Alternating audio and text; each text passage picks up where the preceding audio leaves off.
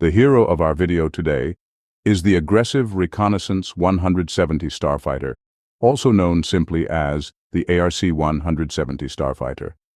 In my humble opinion, this starfighter is one of the most beautiful combat machines in the Star Wars universe. But despite my overt fondness for this instrument of interstellar warfare, in this video, I will articulate both the advantages and disadvantages of the ARC-170 Starfighter. And of course, there will be a detailed examination of the history and design of this starfighter. Another interpretation of the abbreviation is Aggressive Recon Craft, and in the novel Millennium Falcon it was referred to as an advanced recon fighter. The meaning of the number 170 is not explained, although this description is in-universe for the inhabitants of the distant galaxy. In the real world, when creating Episode 3, the alphanumeric index, ARC-170, was almost accidental, and it happened shortly before the release of the third episode. Artists drew hundreds of concept arts for the film, hundreds of models of space technology, of which only a couple of dozen made it to the screen. George Lucas's final choice landed on a concept called ARC-170, which was the 170th drawing. The letter T was replaced with a C, thus resulting in ARC-170. The artists were inspired by the American heavy night fighter of the World War II period, the P-61 Black Widow, produced by Northrop Corporation.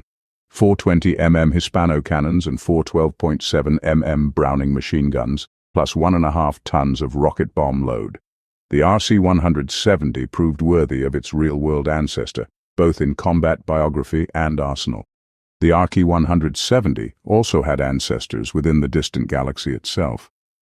I will now tell you about them separately and in great detail. The Clone Army, the future Grand Army of the Republic, was not only created by Palpatine and his trusted individuals in secret from the Senate and much of the galaxy, but was also created in haste.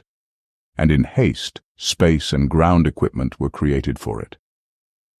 Even without the involvement of the Sith, who became merely catalysts for long-established economic and military political processes, the Republic was living out its last years as a more or less unified state. By the way, one often encounters the assertion in fan discussions that Palpatine secretly managed to personally control both the Republic and the Confederacy simultaneously, and was responsible for everything. To believe that Palpatine was responsible for everything and controlled everything is a significant exaggeration. Palpatine controlled a lot, yes. However, even with Dooku's help, he could not orchestrate all the actions of the Confederacy, and at the same time, he did not have absolute certainty that Dooku would not ultimately betray him. Betrayal was often the way of the Sith, especially those as intelligent and ambitious as Count Dooku. Therefore, the equipment for the Clone Army had to be created quickly and often based on existing machines. Long before this, after the Sith Order, then called the Brotherhood of Darkness, retired, the eponymous Reformation began in the wake of the Seventh Battle of Ruusan, and sometime later, warfare halted and even regressed. Corresponding treaties were signed, limiting the sizes of warships and the number of fleets. While large warships did not evolve significantly in the 1,000 years leading up to the Clone Wars, resulting in designs like the Venator-class star destroyers and Acclamator-1 class assault ships being developed with little reliance on existing warships, the situation was different for small flying craft, fighters and bombers. They were always in demand. Therefore, almost all small flying craft in the Clone Army were based on pre-war models. The Republic had plenty to choose from and a solid foundation upon which to build its own fighter fleet. The ARC-170 had 3 direct ancestors, all developed by the same companies, Incom Corporation and the Subpro Corporation. These ancestors were the Z-95 Starfighter, the PTB-625 planetary bomber, and the NTB-630 naval bomber. Primarily, the ancestor of the ARC-170 can be considered the best-selling galaxy fighter, the Z-95 Headhunter. It was not the fastest, nor the most maneuverable, nor the most armed, nor did it have the best electronics.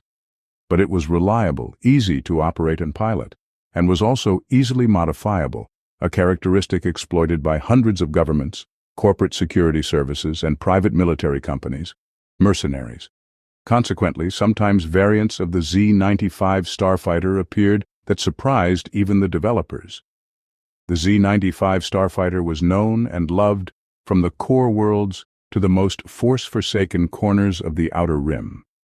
Incom Corporation and the Subpro Corporation had extensive experience in the design and mass production of fighters and bombers of all classes. They were especially adept at creating heavy fighters. Moreover, these corporations had often collaborated in the past. Z-95 starfighters were also utilized in the Clone Wars. But let us return to the ARC-170. The ARC-170 also had a surprising second and third parentage in bombers. Unfortunately, we do not know what the NTB-630 torpedo bomber looked like. Its tactical and technical characteristics are also unknown. All we know about the NTB-630 is that such a machine existed and was even limitedly used in the Grand Army of the Republic. It was used for torpedoing separatist frigates and cruisers, as well as for destroying bunkers and pillboxes. Few know that when engineers from the Quat Corporation were designing their masterpiece, the Venator-class Star Destroyer, its flight deck was originally intended to house NTB-630 naval bombers and A-6 interceptors. Alas, it remains unknown whether the idea to fill the hangars of the Venator-class Star Destroyer with these machines was genuinely considered initially, or if the engineers were instructed to design the hangars to accommodate these already existing combat machines for secrecy reasons. Even some of the Jedi flew the NTB-630. For example, Jedi Master Womnig Naden fought in the Battle of Krombach Nebula. This battle took place in the Belsmuth sector within the Outer Rim. He fought and perished when he rammed the separatist frigate, the Tide of Progress 12. To no avail. The frigate sustained some damage and after a brief repair period was returned to service, later even participating in the battle over Coruscant. If you watch the film closely, dents and scorch marks can be seen on the hull of one of the frigates. This is the exact spot where the Jedi crashed into it with his bomber. Moving on to the third and final ancestor of the ARC-170, the PTB-625 planetary bomber. There were no official illustrations of it for a long time. It was only in 2014 within the guidebook Stay on Target that we were first shown what it looked like. The PTB-625 also saw action during the Clone Wars under the banners of the Republic. Just like the NTB-630, the PTB-625 boasted an enormous missile bomb payload, coupled with impressive armor and shields. This enabled these machines to breach anti-aircraft fire, well-fortified enemy positions, and generously pummel them with tons of bombs. Despite its name, the maximum altitude of the PTB-625 was 100 kilometers. A bomber capable of delivering missile bomb strikes while performing suborbital flights could, even in the realities of Star Wars, play a crucial role in turning the tide of battle. Considering the size of the PTB-625's bomb bay, which could house a nuclear or a massive proton bomb, the PTB-625 sometimes played the role of a strategic bomber. Surprisingly, a large number of decommissioned PTB-625 planetary bombers were later used by the rebels, despite their age. They were employed when overwhelming firepower and protection were required to bomb well-defended targets. There was only one problem: delivering the atmospheric bomber to the planet. If you're surprised by the transformation of a bomber into a fighter, here's a small digression. In the history of real aviation, there have been even more interesting metamorphoses of aircraft. Just recall the F-111, a very interesting aircraft with variable sweep wings from General Dynamics. It was originally designed as a fighter, but when it came to the final stages of testing, it became clear that it failed as a fighter. It was simply too large. However, it turned out to be quite a decent tactical bomber. Later, based on the F-111, which never became a fighter, an electronic warfare aircraft was developed. The start of mass production of the PTB-625 and the NTB-630 partially coincided with the development of the ARC-170.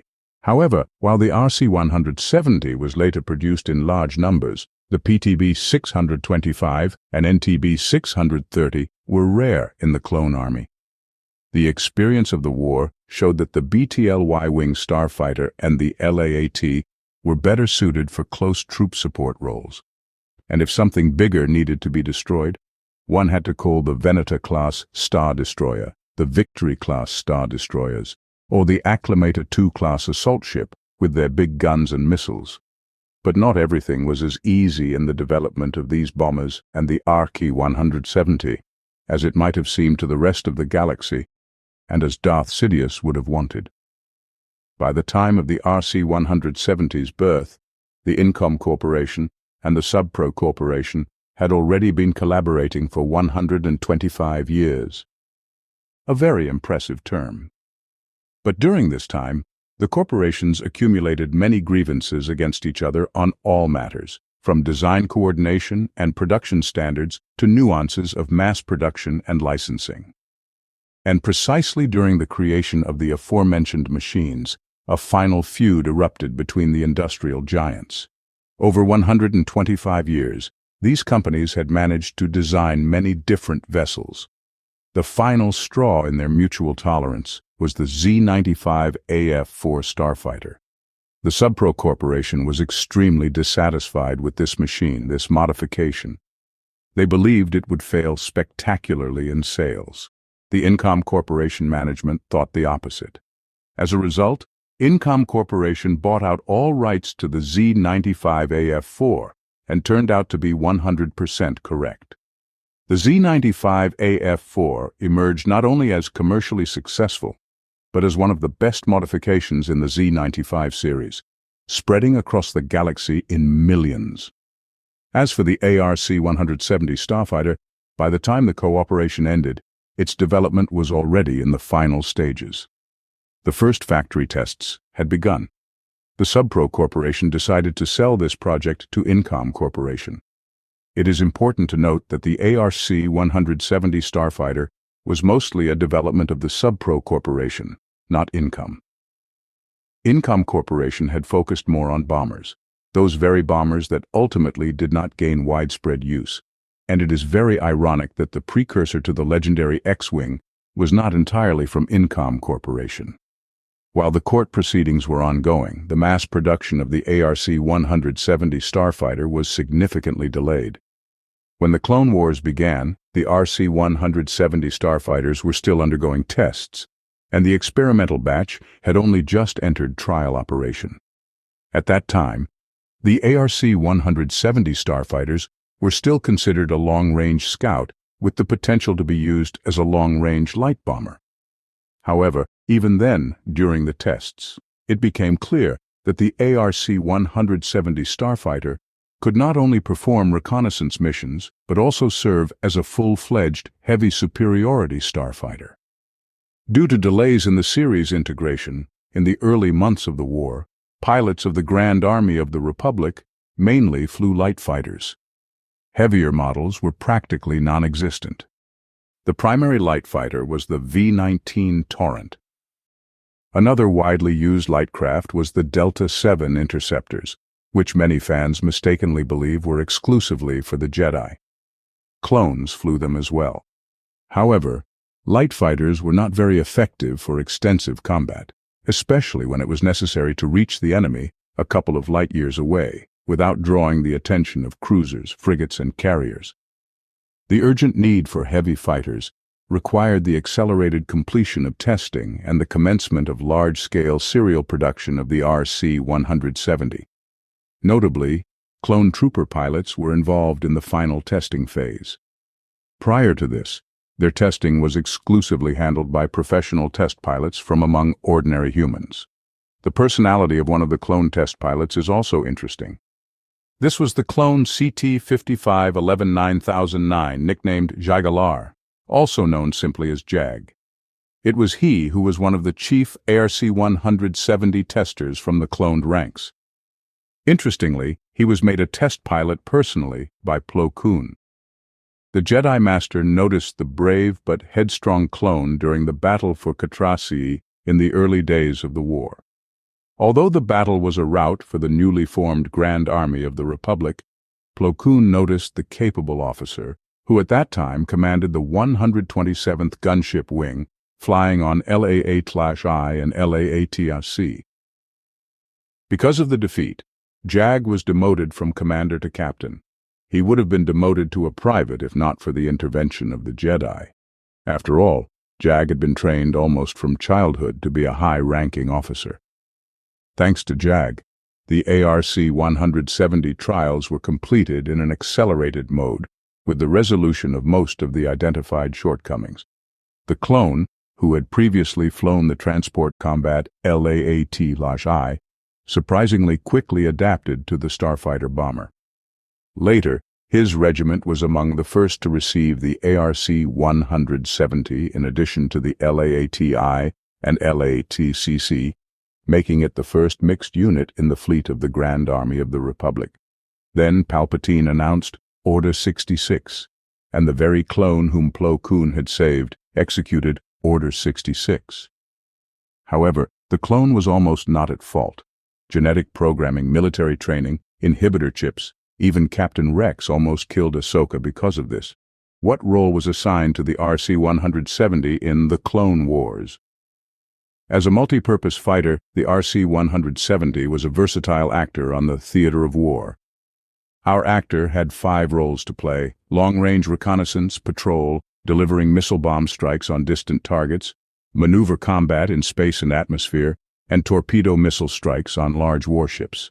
For ground target attacks, the ARC-170 was rarely used since it wasn't designed for that purpose. However, if needed, the ARC-170 could indeed fire missiles at a tank or bunker or use its laser cannons against infantry. Since the ARC-170 was originally conceived as a long-range scout, we will start with that role, while also discussing its senses. Despite its relatively large size, the ARC-170 was quite difficult to detect with conventional sensors. This was facilitated by the design features of the Starfighter and primarily its superb electronic warfare capabilities. Speaking of dimensions, after the release of Episode 3, all reference books without exception, including the official Star Wars website, indicated the following dimensions for the ARC-170. Length 14.5 meters, wingspan 22.6 meters, height with deployed landing gears 4 meters 78 centimeters. But then, like a plague, Disney came, and for some reason decided to recalculate the dimensions of the ARC-170 and several other flying and driving machines. The news sources, particularly on the official website, indicated the following figures: length 12 meters 71 centimeters, wingspan 19 meters 85 centimeters, height 3 meters 81 centimeters. The reason behind this change remains unknown. Based on the models used for filming and numerous additional materials, the previous figures, where the ARC-170 was 2 meters longer and wider, seemed, in my opinion, more accurate. Most of the equipment, and both active and passive jamming systems, were located in the nose of the Starfighter. The level of its stealth was sufficiently adequate for conducting reconnaissance missions, covert patrolling, and rapid strikes on enemy rear installations as part of 1 or 2 squadrons. Such raids will be discussed further when we delve into special purpose squadrons, a sort of cosmic special forces. It is unknown whether the ARC-170's onboard electronic warfare tools were sufficient for the Starfighter to act as a jamming system. Also located in the nose cone were many other interesting electronic devices, including a gamma-ray spectrophotometer. This instrument is intended for measuring various wavelengths of optical radiation. Combined with passive sensors located behind it, the ARC-170 could scan space without drawing attention to its presence through emitted signals. It scanned for other ships and detected their movement by thermal, ion, and radiation traces. If one wanted to take a longer and more detailed look at the universe, they used conventional sensors also located in the nose cone. These worked on the principle of active phased array antennas. However, terrestrial radar detection was not used to find targets. In Star Wars, there are radars, but they are rarely used in space, an outdated technology. To process the entire volume of incoming data, a powerful processor was installed on the ARC-170, located between the sensor module and the cockpit. And for transmitting all gathered reconnaissance information over long distances, the Starfighter was equipped with a powerful HoloNet transmitter with dynamic signal encryption capabilities. The antenna of the transmitting receiving device was also placed in the nose cone, along with the front landing gear leg and a rarely used light. The forward repulsor lift projector was nearby. Meanwhile, the main repulsor lift unit was placed in the middle of the airframe, in the lower part of the Starfighter. Such is the compact design of our hero's nose. Although during the war, most ARC-170s were used in the role of space superiority fighters, and thus all these sensors and scanners were not used. However, if a sensor broke on a reconnaissance ARC-170, there was no need to wait long for a replacement. You could simply unscrew a similar part from an ARC-170 in a fighter squadron. But of course, sensors alone were insufficient for a long-range starfighter. We start with the ordinary sublight engines. A pair of very powerful ion engines designed for the aforementioned bombers were installed on the Starfighter, based on the experience in creating which the ARC-170 was designed. The fuel tank was located under the asteroid nest beneath the tail gunner and on the sides of the reactor. The tanks were armored, although after shield penetration they could sometimes catch fire. The engines were huge but extremely powerful. They propelled the ARC-170 to 100 MGLT, standard Star Wars space units. Yes, let me remind you that the Star Wars universe has its unique physics and technology that impose limitations on maximum speed in space. For comparison, one of the fastest large-scale production light starfighters of its time, the TIE Fighter, accelerated to 100 MGLT. The speed of an X-Wing in its most common variant, the T-65B, was 20% less, 80 MGLT, with an acceleration of 16 MGLT per second. Of course, faster X-Wings appeared later, and the old T-65B had more powerful engines installed. Nonetheless, this case is indicative. But the ARC-170 accelerated quite slowly, about a third slower than the Rebel X-Wings. And the ability to gain and lose speed during dogfights is extremely important in close maneuver combat. In general, the ARC-170 could not boast good maneuverability, despite the presence of maneuvering engines and vectored thrust. Although I'm getting ahead of myself, a full comparison of the ARC-170 and the T-65B X-Wing will come later. The speed of the ARC-170 in the atmosphere was typical for dual-mode fighters of this class, 1,000 kilometers per hour. That is subsonic speed. By activating the deflectors and pushing the engines to the maximum, it was possible to reach supersonic speeds, but no more than that.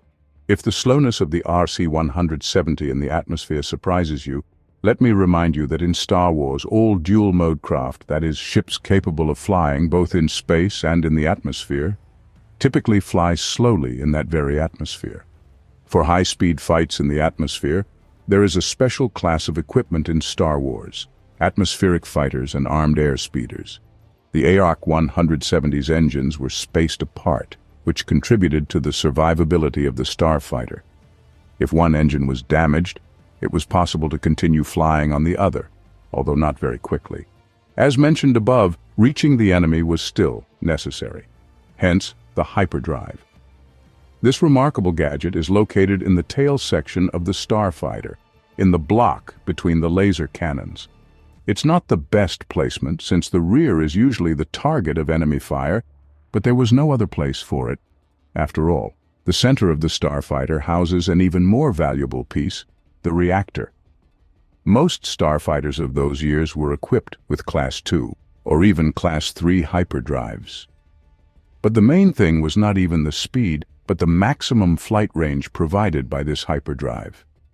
It amounted to 5,000 light-years, almost a record figure for a starfighter. For comparison, the jump range of an X-Wing did not exceed 1,000 light-years. That is also a lot, indeed very much, but still not to that extent. A greater flight range was as important for a long-range scout as powerful sensors. back in the 1970s, when Lucas, along with the artists, was designing the appearance of the Starfighters for the film, they had no idea where their cinematic venture would lead them and to what extent the Star Wars universe would expand. Because of this, officially hired writers and technicians later had to come up with explanations for why TIE fighters had such wide panels that looked like satellite solar cells, and why the engines of Rebel starfighters had drives that in their appearance were so reminiscent of ramjet engines. Lucas wanted his starfighters to look simultaneously futuristic, simple, and rugged, especially the Rebel craft, since the Rebels were positioned as partisans, and at the same time, for the craft not to be overly fantastical, possessing distinctive external similarities to real-world technology. Hence, the engines bore something very similar to air intakes. It turned out magnificently, but later Lucas's hired writers had to work hard to explain the operating principles of the engines in Star Wars. When the new prequel trilogy was being filmed, the goals were somewhat different, but to demonstrate technological continuity, it was decided to design the starfighters of Episode 3 with some external elements characteristic of the Imperial and Rebel starfighters from the original trilogy, and from there, the ARC-170 got such engines with air intakes. According to Star Wars lore, the ARC-170's engines are ion, like most of the technology in Star Wars. But once in official sources, it was stated that the engines have some capability to function as classic jet engines when flying in an atmosphere. Thus, Lucas's creative wishes were incorporated into the framework of common sense, especially justified from the stylistic perspective of the franchise. Long-distance flights of the ARC-170 could last hours and even days. The Starfighter's autonomous flight capacity in terms of fuel, oxygen, and provisions was 5 days. Imagine what it's like to sit in a cockpit for a couple of days. After all, a starfighter is not an airliner. During long-distance flights, the clones experienced all the hardships and deprivations of military service. But the engineers at Incom Corporation did think a bit about the pilot's comfort. The pilot's seat was equipped with a toilet. The chair itself was designed in such a clever way that the body did not go numb. A life support system was provided, allowing for the removal of the heavy flight helmet, or even the entire suit.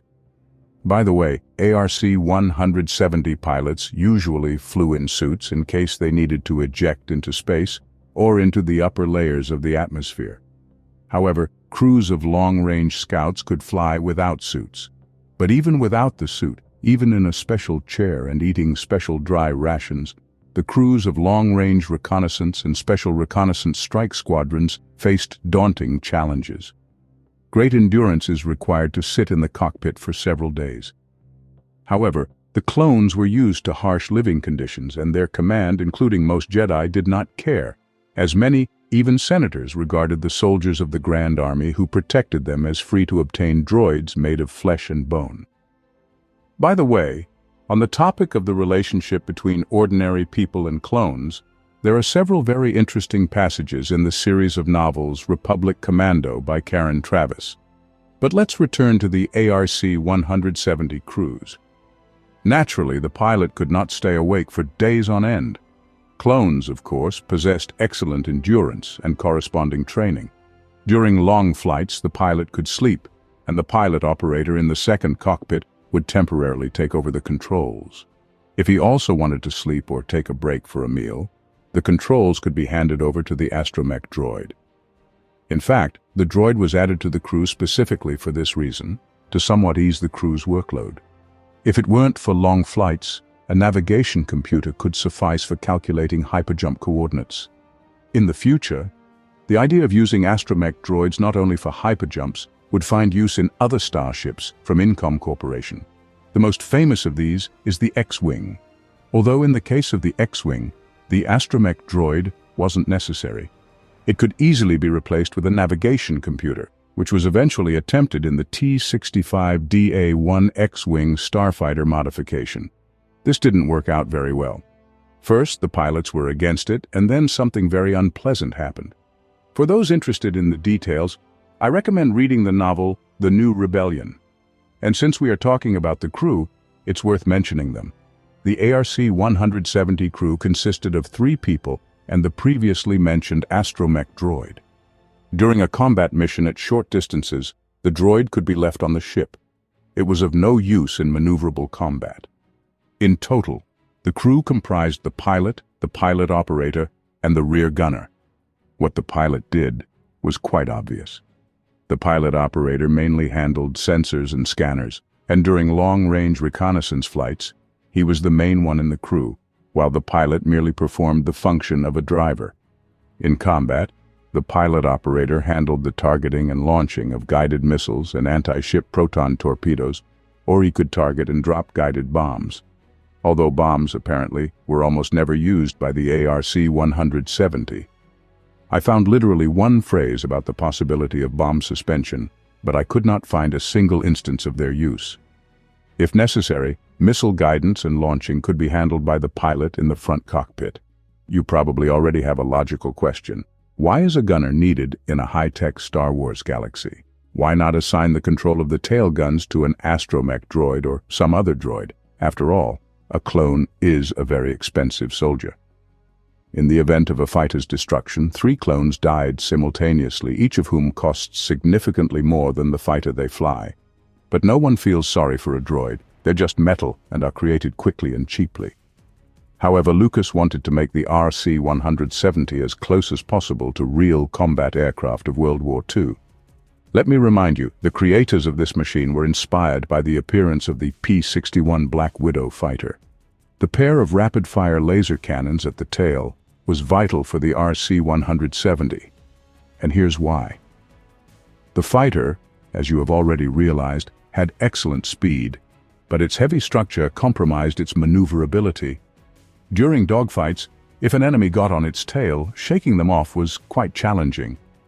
Typically, tail guns on heavy fighters and bombers do not have substantial firing power, and this is not particularly required of them, as their primary task is to shake off an enemy fighter on their tail and disrupt their aim with their fire. But the developers of our hero equipped the tail of the ARC-170 with guns that had significant firing power and considerable rate of fire. Calling them useless would be tough. Both guns had a wide firing sector, especially horizontally.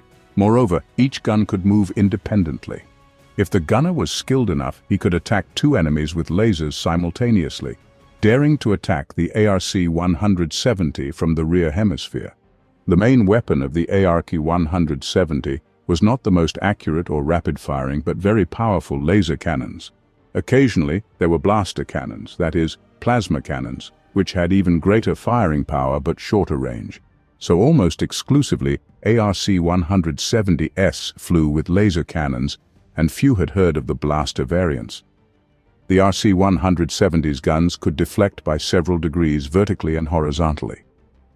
Later, a similar design was incorporated by the creators of the A-Wing. Part of the electronics responsible for gun control was located in the pilot's cockpit, and the other part, including the aiming system, was on the gun itself. There, at the wingtips, other gun equipment was also located. The power of the ARC-170's laser cannons was more than sufficient to destroy almost any Confederacy of Independent Systems fighter with 1 or 2 precise hits, or with 1 or 2 bursts if the target was particularly resilient. For instance, something like the heavy Belbolab-22 Starfighter. Incidentally, in terms of armor strength, shield power, and overall survivability, this machine was equivalent to the ARC-170.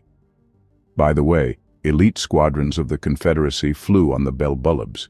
The power of their guns was also sufficient to combat even the smallest corvettes and gunships, hitting their vulnerable hull points. For larger targets, the laser cannons could disable main battery weapons, communication systems, shield projectors, and such. However, less powerful weapons are also suitable for firing on these targets. The ARC-170's 2 cannons had the same firepower as the 4 cannons of the X-Wing. For engaging larger ships and ground targets, missiles and torpedoes were used. The total ammunition in its 2 launchers was 6 torpedoes, not very many. But the ARC-170 wasn't a torpedo bomber like its more portly predecessor, the NTB-630 naval bomber. Though, considering the salvo a squadron of ARC-170s could deliver, it's quite terrifying. As a reminder, the standard strength of a fighter squadron in the Grand Army of the Republic was 12 machines. A fan of 72 proton torpedoes carrying the heat and light of proton explosives sent into an enemy cruiser is significant. If it doesn't destroy the ship, it will certainly cripple it and deter any further desire to fight. Let's recall that the Venator-class star destroyers were supposed to have 3 squadrons of REC-170s on board, meaning 36 fighters. Sometimes there were more RC-170s on a Venator-class star destroyer, sometimes fewer. Sometimes there were none at all. But on paper, the official number was 3 squadrons, and a torpedo salvo from 3 squadrons is over 200 torpedoes or missiles. Very serious, even if only a third of the torpedoes hit. Powerful sensors, scanners and detectors, active and passive jamming equipment on communication and detection channels, potent weaponry, and very powerful engines. All of this required a lot of energy, meaning a reactor of adequate power. This means high temperatures. If the ARC-170 had the standard cooling system for such machinery, like the Royal Naboo N-1 Starfighter, it would constantly stall from overheating and glow in thermal imagers. This means stealth would be out of the question.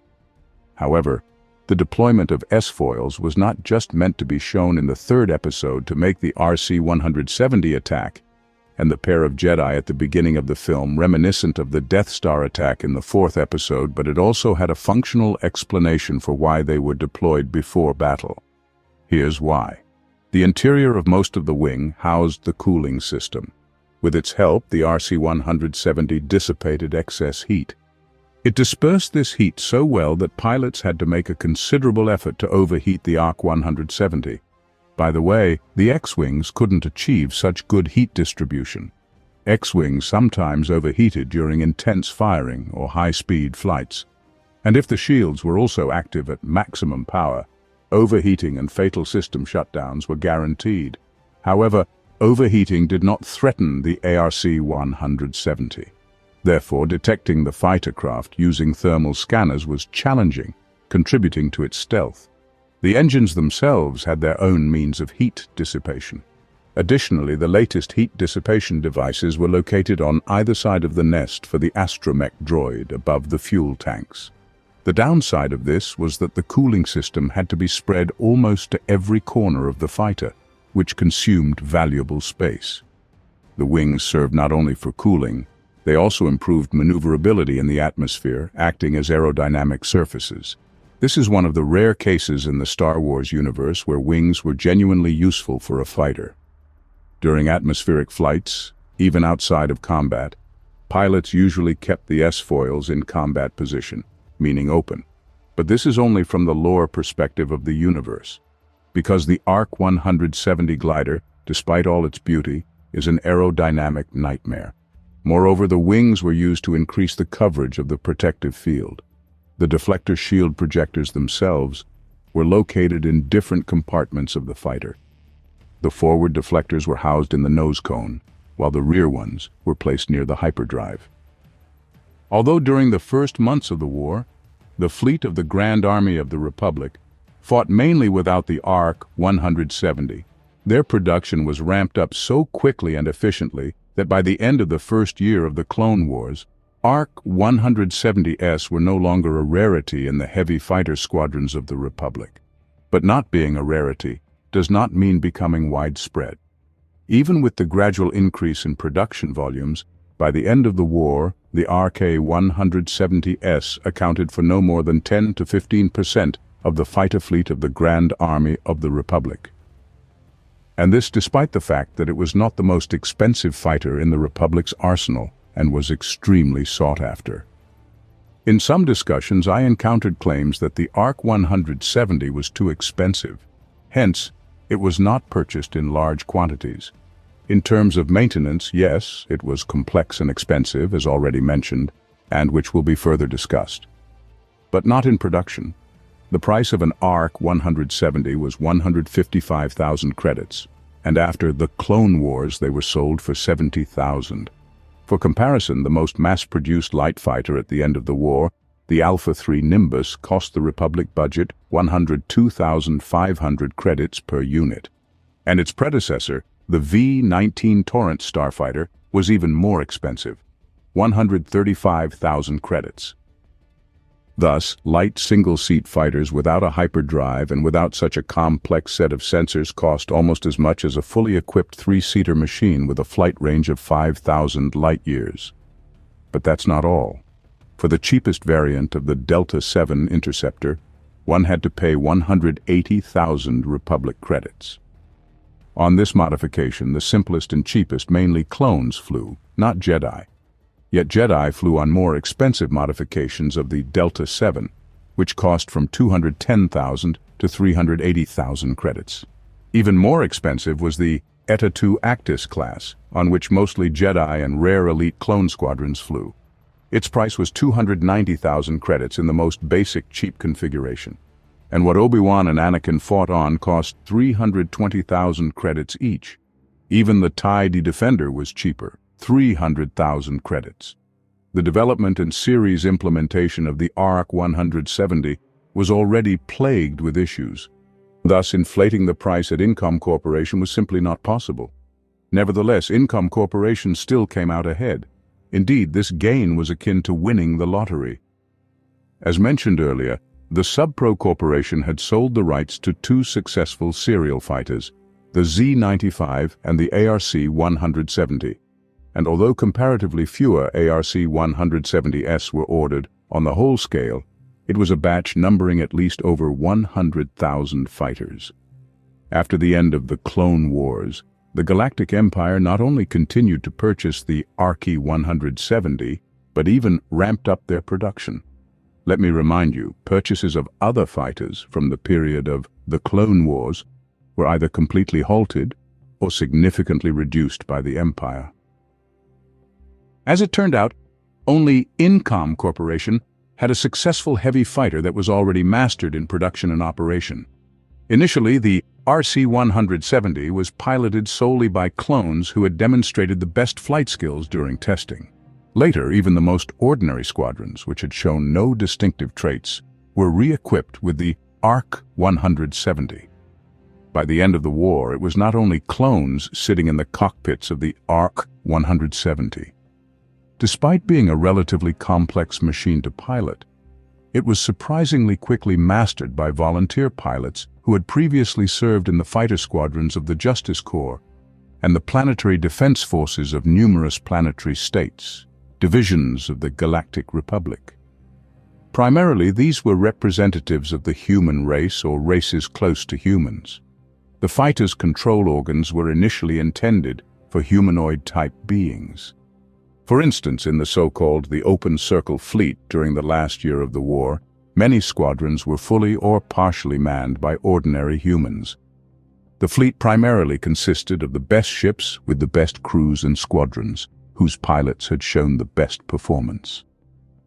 The fleet was created a year after the war began as a mobile reserve to counter attacks from the Separatist fleet and was used as reinforcement on key directions of the Republic fleet's offensive. There were several such highly mobile fleets within the Grand Army, but the Open Circle Fleet is the most well known to us because it receives the most attention. And it is not surprising, as Jedi Anakin Skywalker and Obi-Wan Kenobi were among its commanders. By the beginning of the last year of the Clone Wars, the size of the Open Circle Fleet was substantially increased as part of the preparation for a decisive offensive on the Separatist outposts in the worlds of the Outer Ring. It was the largest strategic offensive operation of the entire war, and with the end of the Clone Wars, it not only did not conclude, but, on the contrary, gained momentum, becoming known as the Reconquest of the Rim. It was already concluded by the Galactic Empire, culminating in the final destruction of the Remnants Confederacy of Independent Systems. Due to the significantly increased size of the Reconquest of the Rim by the end of the war, it became more commonly referred to as the Armada, Open Circle Armada. because organizationally this fleet was divided into several separate fleets. In Episode 3 we witnessed the smallest of them, the Fifth Fleet. Well, small compared to other numbered fleets of this armada, since the Fifth Fleet consisted of thousands of ships of all classes and sizes. Why am I telling you all this? In this strategic offensive operation in the Outer Rim, the squadrons of the ARC-170 played an important, even paramount role. These starfighters had already been quite useful to the Republic fleet, conducting reconnaissance, raids, patrols, and engaging in maneuvering dogfights with separatist fighters, as well as bombarding separatist cruisers, corvettes, and frigates with torpedoes. Mainly, based on the intelligence gathered by the ARC-170 reconnaissance squadrons, the Republic Command planned offensives, selected targets for attacks, and executed flanking maneuvers. Additionally, the ARC-170 squadrons carried out raids on separatist rear areas. Devastating raids. They would stealthily approach the target. Then, using their low detectability, they would swiftly strike shipyards, factories, and ships anchored in harbors before quickly retreating to hyperspace, before the enemy had time to understand and begin to defend. There were several instances when ARC-170 provided fire support to groups of Republic Special Forces and advanced assault units, suddenly landing on Confederacy-controlled planets and establishing a foothold for the subsequent landing of the main forces. And let me remind you, in these very complex and responsible operations, it wasn't just clones who fought at the controls of the ARC-170, but ordinary humans as well. They fought so well that thousands of them became aces. Subsequently, they became the foundation of the Starfighter Corps of the Galactic Empire. And the genetic material of the best Starfighter pilots was used to grow new batches of clone trooper pilots, already Imperial clones. Although not all pilots were thrilled at the prospect of seeing themselves in millions of copies. And since participation in the cloning program was voluntary, many refused to become donors. For instance, the truly great ace, pilot Shea Hublin, declined to participate in the cloning program. Incidentally, I've long noticed that many people don't know how, when, where, and why the Galactic Empire grew its own clones. After all, the Imperials didn't immediately close the mass cloning program for the armed forces. This was in the original Star Wars, and it's in the current, new canon. Except that in the new canon, the Empire abandoned clones earlier than in the expanded universe. However, the coolest squadrons of the Grand Army of the Republic consisted exclusively of clones, including the Space Special Forces flying ARC-170. Although the first squadrons of this kind, such as Shadow Squadron, flew the BTLB Y-Wing, there were simply no other options in the first months of the war. Of course, the BTLB is also a good combat machine, but it is poorly suited for stealth missions due to the lack of proper electronic warfare means, overall visibility, and not such good speed. Before the war, there were no special-purpose squadrons. The idea of their creation formed as a result of evaluating the experience of long-range raids at the beginning of the war. For example, such as the bombing raid of the same Shadow Squadron at the beginning of the war against Grievous's flagship, the massive ship Malevolence. As a result, the command of the Grand Army found it necessary to create several select squadrons with the best crews intended for long-range tactical reconnaissance and raids behind enemy lines, delivering pinpoint missile and bomb strikes. The clones themselves called such raids active reconnaissance. Who were these people, or more precisely, clones? Despite the outstanding merits of individual pilots from among ordinary people, only clones served in these squadrons. As they had more experience, and had gone through more thorough and comprehensive military training, and not just flight training, the clones selected for service in elite squadrons additionally underwent an abridged Special Forces training course, Clone Commandos. They went through this course under the guidance of ARC troopers. Mainly, the airborne Special Forces carried out missions without leaving the cockpits of their fighters. They executed missions themselves or supported Special Forces, Clone Commandos, or the same ARC troopers from the air. But sometimes, very rarely, pilots of special squadrons themselves carried out sabotage operations, leaving the cozy cockpits of their fighters, acting as classic special forces. The standard squadron size of the Grand Army is 12 fighters, and in the ARC-170 crew, I remind you, there are 3 people. That means 36 commandos, almost a platoon. We know of 2 squadrons of Special Forces pilots on ARC-170S, although it is known that more than a dozen were created. These were the Razor Squadron and Bullseye Squadron. Let's start with Razor Squadron. They began their combat path with the LAATI, delivering assault detachments. Apparently, even then, the signature toothy paint appeared on the sides of their machines, resembling the rancor-painted the LAATI used by the Special Forces unit, the Munilinst 10. The clone armor of the Razor Squadron was also painted. They especially loved to draw the famous Jag eyes on their helmets, which you could see on Rex's helmet. This pattern is also known as Shriekhawk, or on Jai Galar. During the second half of the Clone Wars, the squadron engaged in long-range reconnaissance raids and sabotage missions behind separatist lines. Their Jedi commanders noted that the pilots of Razor Squadron acted boldly, decisively, and more aggressively than other clone pilots. Even on a reconnaissance raid, they found where to launch their missiles and whom to shoot from their guns. But the squadron always returned without losses. Razor squadrons participated in special operations on Nelvaan, in the Second Battle of Geonosis, in the Siege of Cato Nemoidia, and in the end of the war fought over Coruscant in an atypical role for them as a regular fighter squadron. Razor squadrons and other special squadrons particularly distinguished themselves in the aforementioned sieges of the Outer Ring, providing the fleet with a large volume of reconnaissance information. The fighters of Bullseye Squadron were also well painted, but for some reason, these pilots were not as popular as Razor Squadrons, resulting in only one image featuring the coloring of this squadron. In terms of their armor and flight suits, the pilots of Bullseye Squadrons displayed similar feats of painting craftsmanship as the clones. Their combat path was also similar, engaging in the same reconnaissance and sabotage raids lasting several days.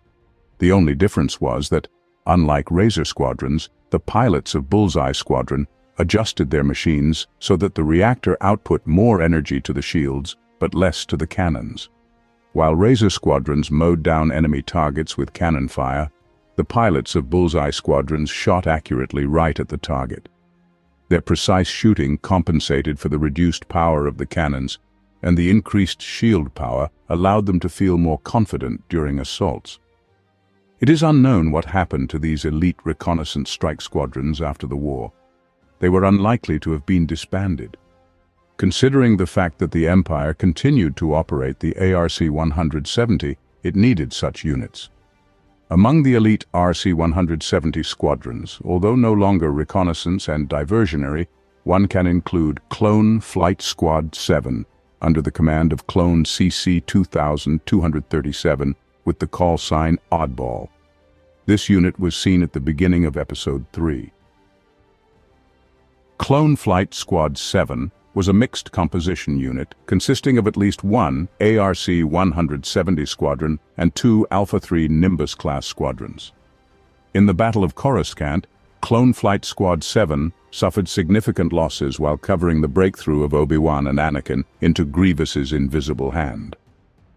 But this was all elite. Most of the ARC-170 squadrons did not participate in long raids, limiting themselves to maneuvering battles with the Confederation's fighters and bombers and torpedo attacks on large separatist ships. For example, in this role, ARC-170S, alongside Y-Wings, destroyed separatist frigates and cruisers in the Battle of Camino.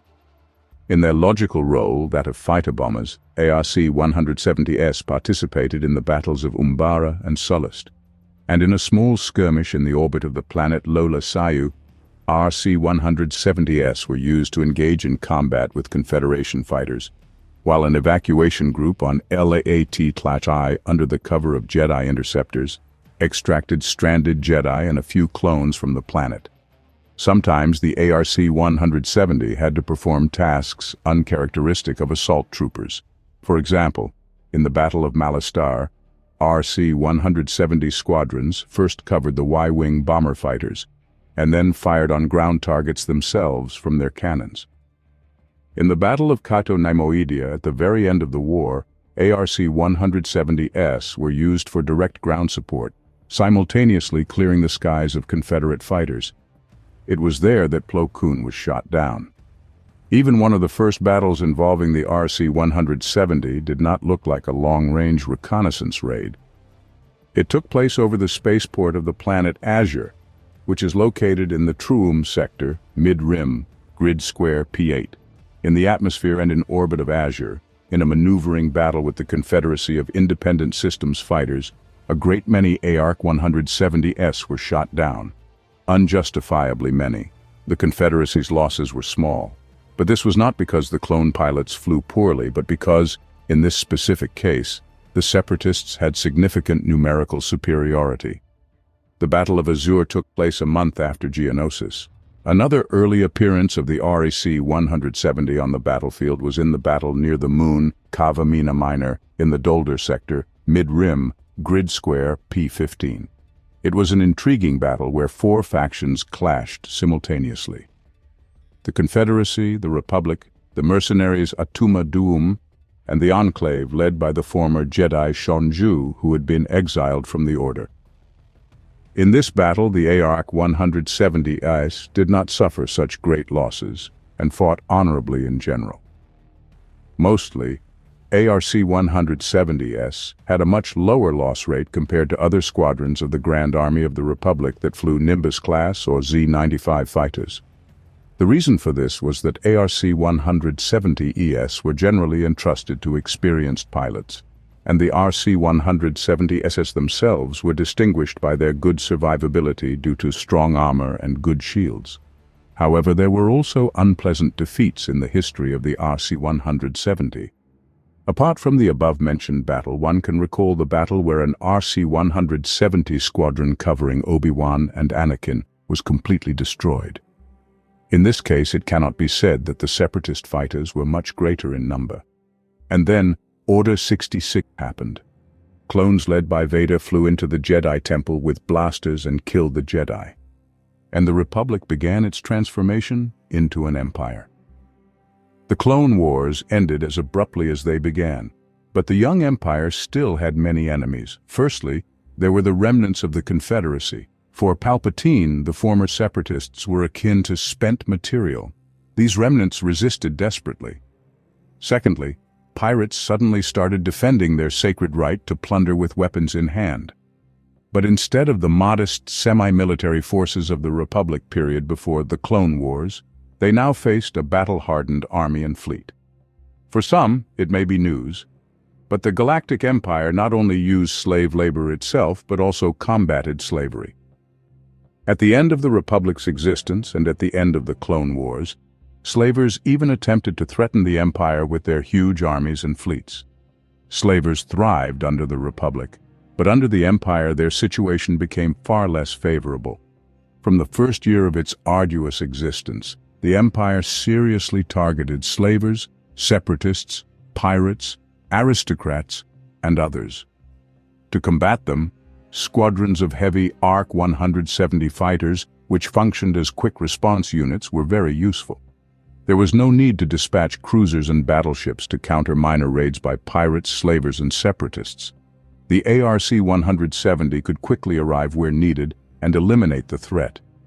The Empire did not modernize the ARC-170s. Imperial fighters differed from the Republican ones only in their coloration.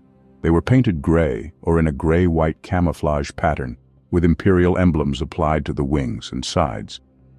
As mentioned earlier, the Empire increased the commissioned production of the ARC-170, while the production of the Nimbus class and Delta was soon halted. They were too expensive, and furthermore the Empire needed new light fighters. However, the old heavy ARC-170s were entirely satisfactory for the Empire until replacements appeared. There were interesting mixed squadrons where one flight or half the squadron flew ARC-170s, and the other part flew the more maneuverable TIE fighters. But this combination did not last long and was deemed unpromising. Slightly used or possibly even new ARC-170s could be purchased by the defensive forces of Imperial planets and some private companies and corporations upon receiving the appropriate Imperial licenses. For instance, some ARC-170s were in service on Naboo. Moreover, the then Queen of Naboo, Kylantha, owned several personal fighters of this type. Used ARC-170s that had participated in the Clone Wars cost only $70,000. This was just $10,000 more than a light Sith Starfighter. A new fighter cost $155,000.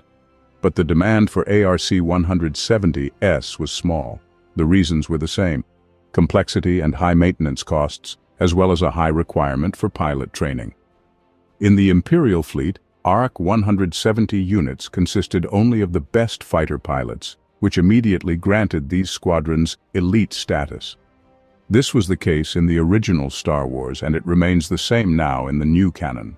For example, in the expanded universe, Imperial ARC-170 squadrons were actively used in the large-scale battle for the planet Ostor in the Karadan sector in the Outer Rim Territories Grid Square 118. Interestingly, among others, Imperial forces were opposed by the V-19 Torrent starfighters, former Republican fighters. The Empire actively used the ARC-170 up until the Battle of Yavin. For instance, several squadrons even guarded the construction site of the Death Star on Despair. Although during this time, the Imperial fleet had already adopted the new heavy fighter Alpha-class XG-1 Starwing. After the Battle of Yavin, ARC-170s became significantly less common. Most were sent to storage, and a few remained in secondary squadrons of the galaxy. After Endor, ARC-170s could be found in the arsenal of the restored Empire, which ceased to exist only in 9 ABY after the Battle of Endor. In the new canon, the Empire also did not want to part quickly with the hero of today's video. For example, ARC-170 squadrons played a significant role during the military campaign in the Salient System in 18 BRY. There, the Imperials faced local forces, rebels, and the group led by Saw Gerrera, an organization banned in the Empire. In the new canon, some privately owned ARC-170s, purchased on the secondary market, were used by the private military company Janata Security, also known as JSEC. They had Republic V-Wings, N-1 starfighters from Naboo and others, but that's the Empire. In general, the story of the ARC-170 was transferred to the new canon without changes. All the rebels, including the Rebel Alliance, willingly flew anything that could somehow fly and shoot. In the Rebel Alliance, the yoke of the ARC-170 was entrusted only to the most experienced pilots who had dozens or hundreds of combat sorties. Young pilots were not even allowed to look at the ARC-170. But the aces performed such maneuvers on the ARC-170 that all the enemy could do was marvel. The rebels especially liked the ARC-170's low visibility, its greater flight range, and the presence of good electronic warfare capabilities. The rebels procured their ARC-170s in various ways. They stole them from the Imperials, bought them on the black market, or even acquired them legally, acting undercover. And shortly before the nationalization of the corporation Incom, which produced them, it became possible to receive brand new ARC-170s from the warehouse using useful contacts within the very same corporation. Indeed, as you surely know, many in Incom's leadership were sympathetic to the Rebel Alliance. The same route initially brought T-65B X-Wings to the Alliance. Some of the fighters were found in various states of preservation on the battlefields of the Clone Wars, after which the rebels' mechanics restored the fighters. Many notable aces of the Alliance and the New Republic flew ARC-170s, such as Shara Bey, mother of Poe Dameron, Thane Kyril, a former Imperial pilot who defected to the rebels, Nora Wexley, a legend of the Rebel and New Republic's fighter aviation in the new canon, Mon Calamari, a lesser-known ace of the Alliance and the New Republic. She was skilled with both a blaster and behind the controls of a fighter. And Braylon Stram. He mostly flew B-Wings and much less frequently X-Wings, but at the beginning of his Rebel career, He also fought on ARC-170s. Like most rebel aces, Braylon received his education at the Imperial Flight Academy. In the Rebel Alliance, ARC-170Es were used mostly out of necessity. The famous X-Wings were more to their liking and suited them better, easier to maintain and pilot. Cheaper, and yet possessing good tactical and technical characteristics. However, the rebels had many problems with the ARC-170. Despite all its undeniable advantages, the ARC-170 was very demanding in terms of technical maintenance. In the Grand Army of the Republic and any other large armed forces, this was not an issue, but the rebels led a guerrilla and semi-guerrilla lifestyle, rarely having access to proper spare parts, well-functioning equipment, and most importantly, competent specialists. Therefore, in the end, the rebels abandoned the ARC-170 in favor of the X-Wing, although their cost was almost the same. But even after the Empire and the rebels decommissioned the ARC-170, they occasionally appeared in local armed forces and sometimes fought in the after Endor period. Moreover, even in the new canon, there are several known instances of ARC-170 usage by resistance pilots.